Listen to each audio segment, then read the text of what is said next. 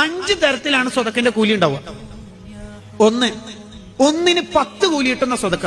ആരോഗ്യമുള്ള ആൾക്ക് സ്വതക്ക കൊടുത്താൽ ഒന്നിന് 10 കൂലിയ. നമ്മളിങ്ങനെ ഒരാളുടെ കൂടെ യാത്ര ചെയ്യുമ്പോൾ സുഹൃത്തിന് ഒരു ലൈം സോഡ വാങ്ങിക്കൊടുത്തു, 10 ലൈം സോഡ വാങ്ങിക്കൊടുത്ത കൂലിയ. പിന്നെ ഫോൺ വിളിച്ചാൽ ചോദിക്കരുത് അന്നത്തെ 10 ലൈം സോഡ എങ്ങനെ ഉണ്ട്, അത് ചോദിക്കണ്ട, കൂലിയാ പറയുന്നത്. ആരോഗ്യമുള്ള ആൾക്ക് സ്വതക്ക കൊടുത്താൽ 10 കൂലി.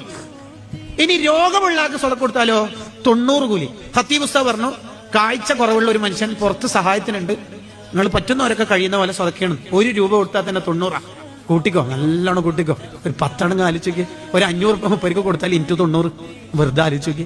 അസുഖമുള്ള ആൾക്ക് കൊടുത്താൽ 90 കൂലിയാണ്. അതാണ് രണ്ടാമത്തത്. മൂന്നാമത്തത്, കുടുംബക്കാരിലെ പാവപ്പെട്ടവർക്ക് സ്വതക്ക കൊടുത്താൽ 900 കൂലിയാണ്. 900 കൂലിയാ കുടുംബത്തിന് സ്വതക്ക കൊടുത്താൽ. ഒരു മനുഷ്യൻ ആഖിറത്തിലെത്തുമ്പോൾ നന്മന്റെ തട്ടിൽ ആദ്യം വെക്കുന്നത് അന്നഫഖത്തു അലൽ ഇയാൽ, കുടുംബത്തിന് വാങ്ങിക്കൊടുത്തതാ. വത്തക്ക, ഫ്രൂട്ട്സ്. ഇടക്ക് അങ്ങനെല്ലാം ഭർത്താക്കന്മാർ വാങ്ങിക്കൊടുക്കും. ഇടക്ക് ടൗണിൽ നിന്നെല്ലാം പോകുമ്പോൾ ഭാര്യനോട് പറയാ, ഇന്നൊരു സാധനം എനിക്ക് വാങ്ങിയിട്ടാ വരുന്നത്, അങ്ങനെ കൊടുക്കണം. നാലാമത്തെ സ്വതക്കന്റെ കൂലി 1 ലക്ഷം കൂലി കിട്ടും. അതായിരിക്കാം ഉപ്പാക്കും ഉമ്മാക്കും സ്വതക്ക കൊടുത്താൽ. സുബ്ഹാനല്ലാഹ്. ഉപ്പാക്കും ഉമ്മാക്കും സമ്പത്ത് ഉണ്ടാവട്ടെ ഇല്ലാതിരിക്കട്ടെ കൊടുക്കണം. 1 ലക്ഷം കൂലിയാണത്. അത് ഉപ്പിയുമ്മി മരിച്ചു കഴിഞ്ഞാൽ നമുക്ക് അത് കിട്ടൂലല്ലോ. അത് അവരുടെ പേരിൽ കൊടുക്കലല്ലേ നടക്കുള്ളൂ, നേരിട്ട് അവർക്ക് കൊടുക്കണം.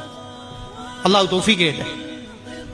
അഞ്ചാമത്തത് സ്വതക്കന്റെ കൂലി. അഞ്ചാമത്തത് നോക്കുമ്പോ 9 ലക്ഷം കൂലി കിട്ടും. ആർക്ക് കൊടുത്താലെന്നറിയാം? ഇൽമിന്റെ അഹ്ലുകാർക്ക് കൊടുത്താൽ. ഇൽമിന്റെ അഹ്ലുകാർക്ക് സ്വതക്ക കൊടുത്താൽ എന്തിനാ ഇത്രയും കൂലി എന്നൊരു ചർച്ചയുണ്ട് ഗ്രന്ഥത്തില്. അതിന് മറുപടി, അവരേറ്റവും ടോപ്പിലെ അത് ചെലവാക്കുള്ളൂ. ഒരു മുത്തഅല്ലിം 5ാം വർഷം ദഅവാ കോളേജിൽ പഠിക്കുന്ന ഒരു കുട്ടിക്ക് 500 രൂപ കൊടുത്ത ഓനാണെങ്കിൽ 2ാം ഭാഗം മഹല്ലി വാങ്ങാൻ പൈസ ഇല്ലായിട്ട് ഇങ്ങനെ നിൽക്കുകയാണ്. ഷറഫുൽ മിൻഹാജ്, കൻസുർ റാഗബീന്, ഇമാം മഹല്ലി റഹ്മത്തുള്ളാഹിയുടെ. അപ്പോഴാ 500 രൂപ ആരോ കൊടുക്കണത്. അതും ആ പൈസ കിട്ടിയാൽ മൂപ്പര് ആ കിതാബ് വാങ്ങും. ആ കിതാബ് കൊണ്ട് മൂപ്പര് എത്ര പഠിക്കും. അങ്ങനെ മൂപ്പര് ഒരു മുദരിസായി ആയിരങ്ങൾക്ക് ചൊല്ലിക്കൊടുക്കും. അതിന്റെ ഒക്കെ കൂലി നമുക്ക് കിട്ടും. അതാണ് ഇൽമിന്റെ അഹ്ലുകാർക്ക് 9 ലക്ഷം. ഈ ആശയം ബഗിയത്തുൽ മുസ്തർശിദീൻ എന്ന കിതാബിലുണ്ട്. അത് ഇമാം സുയൂത്തി ഖുമാസിയിൽ നിന്ന് ഉദ്ധരിക്കുന്നതാണ്. അൽ ഫവായിദുൽ മുഖ്താറിലൊക്കെ കാണാവുന്നതാണ്. അള്ളാഹു നമുക്ക് ധാരാളം ഖൈറാത്തുകൾ ചെയ്യാനുള്ള തൗഫീക്ക് നൽകുമാറാവട്ടെ.